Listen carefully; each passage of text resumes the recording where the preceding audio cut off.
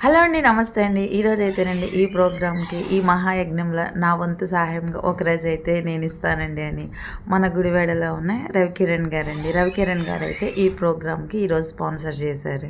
మీరు చేసే ఈ ప్రోగ్రామ్‌నండి నేను ఎన్నో రోజుల నుంచి చూస్తున్నాను. ఎలా చేయగలుగుతున్నారు? మార్నింగ్ మొక్కలంటారు, ఉద్యోగం అంటారు, ఇలాగా భోజనము, అన్నదాన కార్యక్రమం అంటారు. అసలు ఎలా చేయగలుగుతున్నారండి? ఎంత ఓపిక మీకు అని. ఒకరోజైతే మా వంతుగా అయితే చేయండి అని చెప్పి గుడివాడ నుంచి అయితే మనకి ప్రోగ్రామ్కి స్పాన్సర్ చేశారండి. మీ అందరి సపోర్టు సహకారం వల్లే నేను ఇలాగైతే చేయగలుగుతున్నానండి. చూస్తున్నారు కదా, ఎంతోమంది ఆకలితో ఉంటారనమాట.